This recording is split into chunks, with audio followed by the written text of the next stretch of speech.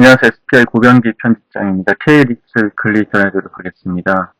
이번 주 20개 상장 비트의 단순 평균 수익률은 마이너스 0.54%를 기록했습니다. K리츠 시장 같은 경우에는 8월 마지막 주에 큰 폭으로 올랐죠. 이제 올해 들어 가장 큰 폭으로 올랐는데 그 다음 주에 바로 큰 폭으로 하락한 이후에 지난주에는 또 소폭 상승했는데 이번 주에는 소폭 하락하면서 이렇게 장을 마감했고요.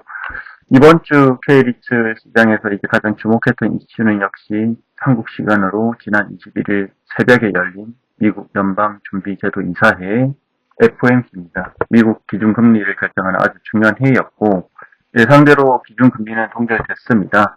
하지만 이제 시장의 분위기는 썩 달갑지 않게 이걸 받아들였는데요. 기준금리는 동결했지만 또 이 FOMC 회의에서 어떤 나온 발언들을 비춰볼 때 당분간 고금리가 길어질 것이라는 우려가 커졌기 때문인데요.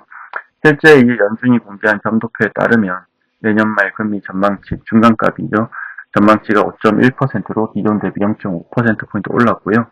연준도 성명을 통해서 물론 최근에 어떤 일자리 증가 둔화세가 보이고 하지만 여전히 인플레이션이 높고 실업률도 견고한 수준이기 때문에 당분간 이런 긴축적인 통화 정책을 유지할 거다 이렇게 강조를 했고요. 시장에서도 이 같은 연준의 발언을 이제 훨씬 매파적이다 예상보다 이렇게 훨씬 예상했던 것보다 매파적이라고 받아들였고요. 이러다 보니까 이 주가도 하락하고 국제금리는 상승하면서 이렇게 즉각적으로 반응이 나타났는데요. FOMC 회의 이후에 미국 채권 시장에서 10년물 국채금리와 2년물 금리가 각각 2007년, 2006년 이후에 최고치를 기록하면서 이런 시장의 우려가 커졌습니다. 이처럼 당분간 고금리 압박이 계속될 것으로 예상되는데요. 한국 이츠 시장도 이 같은 고금리 장기화에 따른 충격에 대비할 필요가 있어 보입니다. 네. 개별 리츠별로 좀 상황을 보겠습니다. 전체 20개 리츠 중에서 15개 리츠가 하락을 했고 5개 리츠가 상승을 했는데요. 하락했던 리츠가 많이 더 우세했던 그런 한 주였고요. 롯데리츠, KB스타리츠, SK리츠 등이 낙폭이 컸습니다. 롯데리츠 같은 경우에는 한 주 내내 하락세를 이어갔고 결국 지난 22일에 3,325원으로 장을 마감하면서 신저가를 기록했는데요.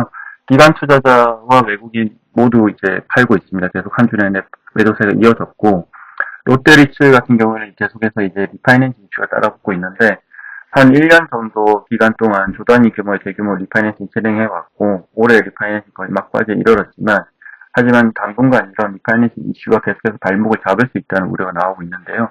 이 시장 상황에 따른 그런 어떤 여러 가지 조건 때문에 작년부터 계속해서 이렇게 1년물이나 1.5년물 중심의 단기 조달 구조로 이렇게 리파이낸싱 진행해 왔는데 그러다 보니까 내년에도 상환해야 할 자금이 상당할 것이라는 것으로 예상이 되고 있습니다. KB스타리츠 역시 롯데리츠와 마찬가지로 한 주 내내 이제 부진한 모습을 보였는데요. 기관과 외국계들의 매도세가 계속되고 있습니다. KB스타리츠 같은 경우에는 최근 이제 벨기에 자산에 대해서 대주주단이 감정평가를 실시했는데 자산 가치가 하락을 하면서 LTV가 60% 초반 수준까지 올라갔습니다.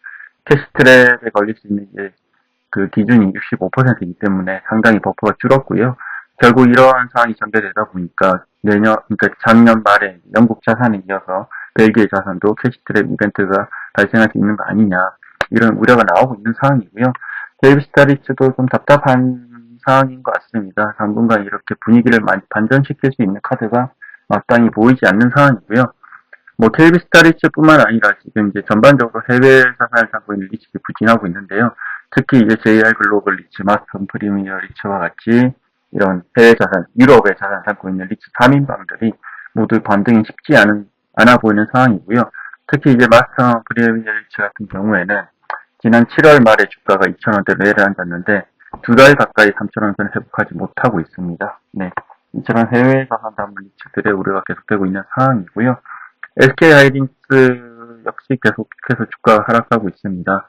수처리 센터 편입 이슈도 있고 그리고 유상증자 여파가 계속되고 있기 때문에 이번 주에도 1.83% 내려서 좀 큰 폭으로 하락을 했습니다. 네. 그리고 이 얘기를 좀 해볼까 합니다. 네. 최근 이제 리츠 시장이 부진한 이유가 이제 당연히 금리 영향을 크게 받고 있긴 하지만 또 한편으로는 이제 한국 리츠들의 성장 스토리가 잘 안 보인다. 이런 지적도 계속 나오고 있는데요. 지난주에 이제 보면 21일부터 22일까지 이제 두산 로보틱스 이제 일반 투자자 대상으로 공모 청약을 실시했는데 상당히 흥행을 했습니다. 이틀 동안 진행한 공모 청약에서 33조 원의 자금이 몰렸는데요. 올해 들어 가장 많은 이제 자금이 몰렸던 필에너지의 2배를 웃도는 수준이고요. LG 에너지 솔루션 이후에 공모주 청약에 이제 한 종목에 30조 원이 넘는 개인 자금이 몰린 게 약 1년 8개월 만에 처음이라고 합니다. 청약 참여 인원도 이제 150만 명에 달했는데요.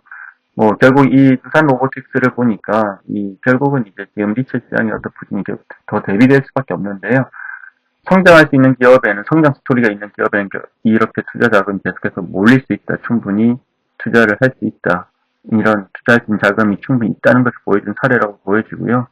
반면에 이제 이런 두산 로보틱스의 사례가 상당히 이 리츠 시장과 대비되는 모습입니다. 최근에 이제 개별 리츠를 별로 보면 성장 스토리가 보이지 않는 곳들이 꽤 많이 보입니다. 이제 사실 상장 이후에도 리츠 상장이라는 게 2018년 이후부터 이제 본격적으로 상장 시작됐기 때문에 그렇게 이제 많은 시간이 지나지 않았고 약 5년 정도 시간이 흘렀는데 그 5년간의 기간 동안에도 이제 보면 상장 이후에 대표 운영력이 잦은 교체로 인해서 성장 스토리가 이제 유지되지 못하는 경우도 많고 그리고 자신만의 성장 스토리가 보이지 않다 보니 시장에서 외면받고 있는 리츠들이 많이 보이는데요. 아래 보여드리는 이제 표를 보면 FN 가이드에서 캡처를 한 건데 올해 들어서 이제 증권사 리포트가 한 번도 나오지 않은 리츠들입니다. NH 프라임 리츠, 미래에셋 리츠 그리고 NH 오른 리츠가 이제 올해 들어서 증권사들 리포트를 한 번도 내지 않는 리츠들이고요. 이게 이제 무엇을 의미하는지 좀 생각해 볼 필요가 있을 것 같습니다. 결국 이제 시장에서 관심이 없다는 걸 의미하는 것 같고요. 리츠들도 이러한 어떤 이제 시장에서 나타나는 현상에 대해서 좀 이렇게 가볍게 보이지 말고 진중하게 생각해 볼 필요가 있어 보입니다. 실제로 이제 뭐 NH 프라임 리츠와 NH 오런 리츠 같은 경우에 또 주주들이 뭐 M&A 같은 어떤 새로운 어떤 성장 동력을 고민해 볼 필요가 있다 이런 얘기도 계속 나오고 있고요. 뭐 이 세 리츠뿐만 아니라 많은 리츠들을 이제 찾아보면 거의 이제 뭐 올해 리포트가 나온 경우도 있지만 거의 뭐 한두 차례 그친 경우도 많아서 결국 시장에 관심이 많지 않다 이런 걸 보여주는 것 같고요. 이 부분에 대해서 고민을 좀 해볼 필요가 있어 보입니다. 그리고 또 지난주 이제 FMC 못지않게 리츠 시장의 하두가 됐던 게 이제 SK 리츠의 유상증자였는데요. 21일부터 22일 이틀 동안 이제 유증을 실시했고 이 유증에서 이제 뭐 전체 3,060억 정도의 자금을 모으려고 유증을 했는데 구주주 청약을 실시한 결과 2,438억 원의 자금이 몰리면서 이제 청약률이 79.67%를 기록했습니다. 뭐 이게 이제 뭐 SK 리츠 입장에서는 상대적으로 선방했다고 얘기를 할 수 있을 것 같은데요. 근데 이제 보면 올해 이제 SK 리츠 앞서 유증을 실시했던 이즈밸류 리츠, 신한 알파 리츠는 구주 청약에서 모두 이제 소화를 했고요, 유증 물량을.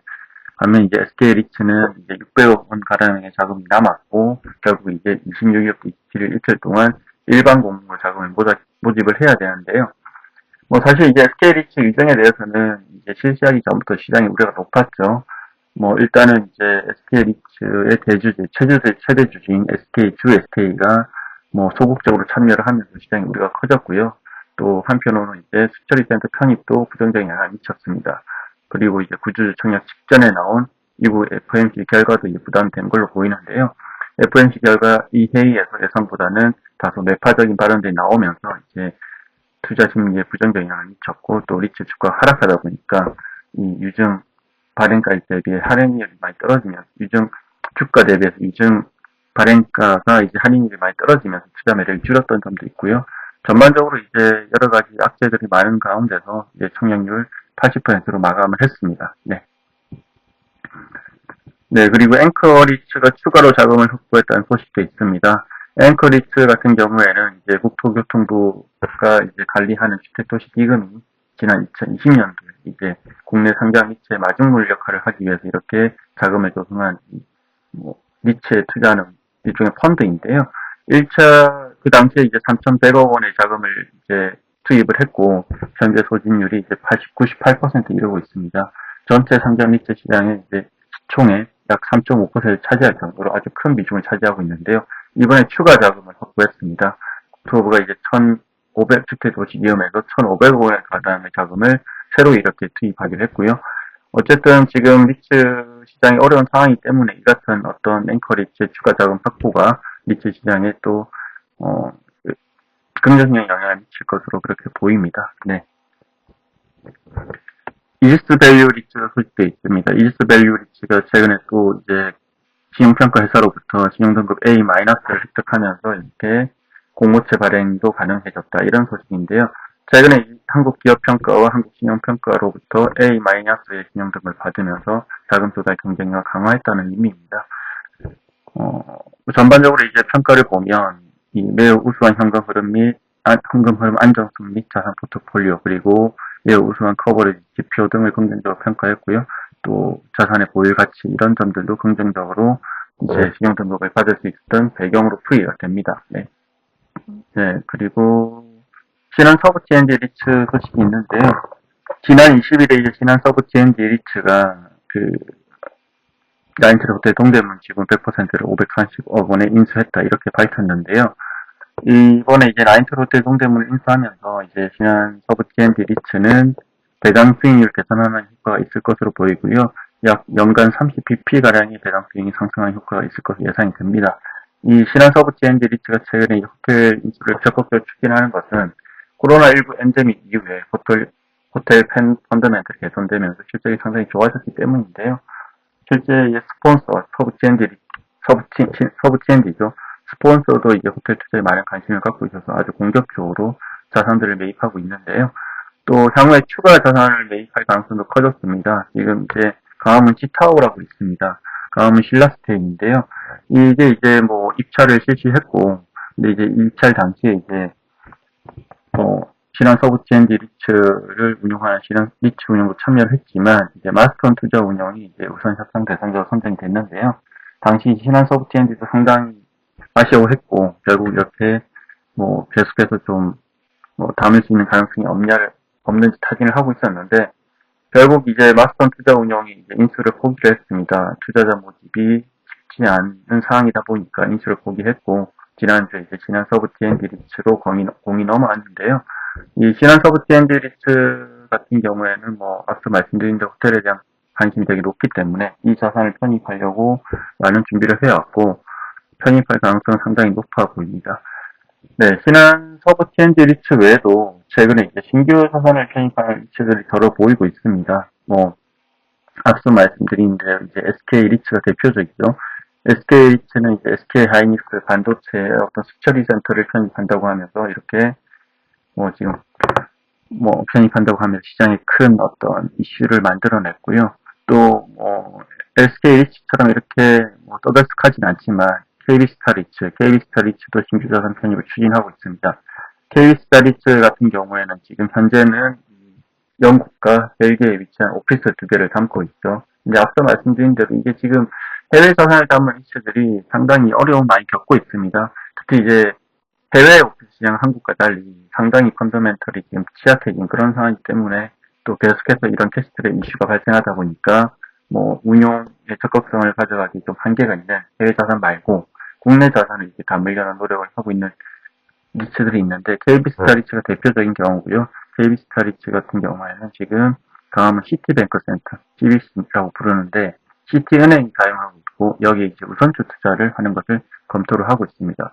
또 이 외에도 코랑코 라이프 인프라 리츠도 신규 자산 편입을 추진하고 있습니다.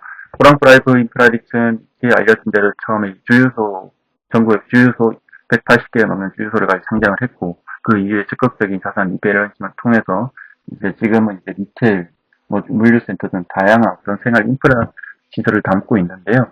7월 달에 이제 이 기존의 어떤 코랑코 에너지 리츠에서 코랑코 라이프 인프라 리츠로 사명을 변경한다고 밝히면서 또 투자 전략도 다변화하겠다고 밝혔습니다. 그때 밝혔던 투자 전략 중에 보면 눈에 띄는 게 오피스, 코어 자산, 그리고 재간접 투자도 확대하겠다고 했는데 이번에 그에 부합하는 신규 자산을 편입합니다.